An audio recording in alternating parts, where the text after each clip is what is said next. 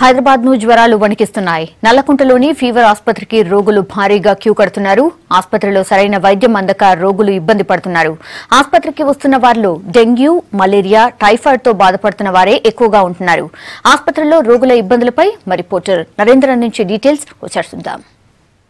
Fever ఆసుపత్రిలో ఉన్నాం. ఇక్కడ విపరీతమైనటువంటి పేషెంట్ల రద్దీతో తీవ్ర ఇబ్బందులు పడుతున్నటువంటి పరిస్థితి మనం కళ్ళ ముందే చూసాం.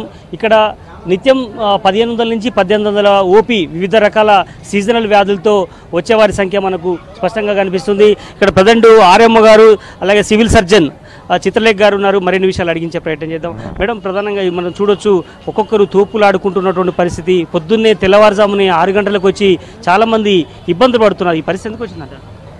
అంటే ప్రస్తుతం రద్దీ ఎక్కువైందండి. ఫీవర్స్ ఎక్కువ అవటాన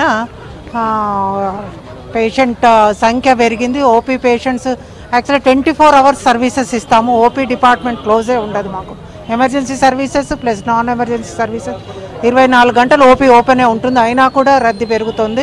ఇప్పుడే పేషెంట్లు చెప్పడం జరుగుతుంది 11:30 తర్వాత ఎవరు వచ్చినా కూడా రిజిస్ట్రేషన్ చేసుకోవడానికి వీల్లేకుండా ఉంది. మళ్ళీ మేము 60 కిలోమీటర్లు 100 కిలోమీటర్ల ద్వారా వచ్చి కూడా మళ్ళీ 11 దాటితే మేము లోపలికి వెళ్ళలేని పరిస్థితి ఉంది. వైద్యుడు మాకు చూడరు అనేటువంటి బాధను వెళ్ళగక్కుతున్నారు. ఏమంటారు?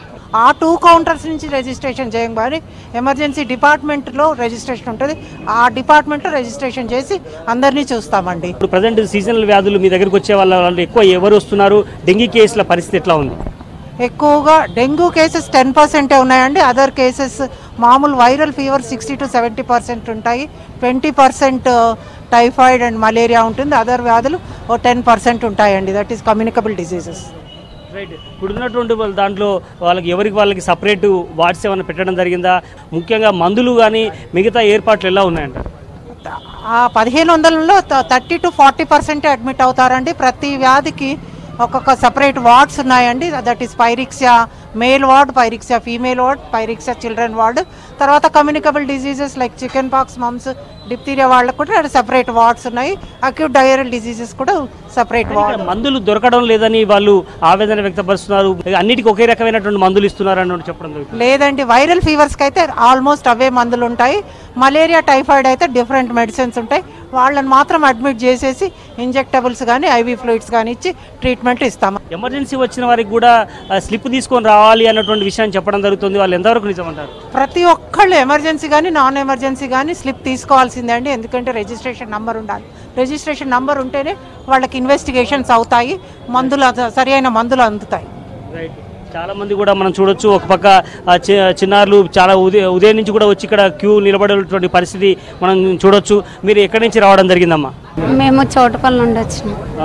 ఏమైంది? ఎవరికి ఏమైంది? మా బాబు కుక్క గడిచింది. ఏమైనా చూసారా మరి? ఈ లోపలికి వెళ్ళాడు. మా అక్క తీసుకొని లోపలికి వెళ్ళింది. ఇంకా రాలేదు లోపల నుండి. ట్రీట్మెంట్ ఏమి ఇచ్చిందో తెలియదు. ఇది పరిస్థితి. చాలా కేసెస్ కూడా తెల్లవారుజాము నుంచి ఇక్కడ క్యూ కట్టాల్సిన పరిస్థితి ఫీవర్ ఆసుపత్రిలో ఉంటుంది. ఎమర్జెన్సీ బ్లాక్ సంబంధించి ఇక్కడ డాగ్ బైట్స్ కానీ అలాగే వివిధ కోతులకు సంబంధించినటువంటి అటాక్ సంబంధించినటువంటి కేసులు కానీ మిగతా యాక్సిడెంట్కి సంబంధించినటువంటి కేసులు కానీ ఇక్కడికి చూసుకునే వాళ్ళ ఓపీ విభాగం ఇది. ఇక్కడ మనం చూడొచ్చు చాలా కేసులు కూడా నమోదు అయినటువంటి రోజుకు కనీసం 30 నుంచి 40 డాగ్ బైట్ కేసులు నమోదు అవుతున్నాయి. మనం ఒకసారి చూడొచ్చు. చికిత్స అందిస్తున్నటువంటి పరిస్థితి.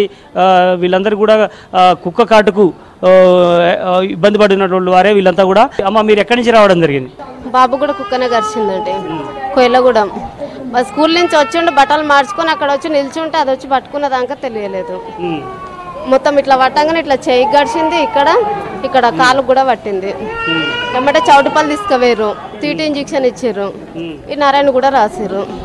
రాత్రి బంద్ ఉండే ఇట్లా మలక్పేటకి తీసుకుపోయి ఇంజక్షన్ వేయించుకొచ్చి పొద్దున ఇక్కడ తీసుకొచ్చినాం. ఇక్కడ వైద్యులు అందుబాటులో లేరు. స్టాఫ్ నర్సులు చాలా తక్కువగా ఉన్నట్టుగా మనకు స్పష్టంగా కనిపిస్తుంది. ఒక పక్క డ్యూటీ డాక్టర్ కూడా అందుబాటులో లేని పరిస్థితి మనం కళ్ళ ముందే కనబడుతుంది. ఇక్కడ వైద్యుల కొరత కానీ అలాగే కింది స్టాఫ్ నర్సులు కానీ అటెండర్స్ కొరత మనకు లేనట్టుగా మనకు స్పష్టంగా కనిపిస్తుంది. మొత్తానికి ఫీవర్ ఆసుపత్రిలో వివిధ రకాల విష జ్వరాలతో పాటు కుక్కకాటు కేసులు విపరీతంగా పెరుగుతున్నాయి. ముఖ్యంగా ఈ వర్షాకాలం స్టార్ట్ అయిన నేపథ్యంలో ఈ అటాక్స్ ఏదైతే అయ్యాయో ఇవన్నీ కూడా చాలా ఆందోళన కలిగించాల్సిన అంశంగా చెప్పొచ్చు. Camera person Srikanth, Narender, V6 news, Hyderabad.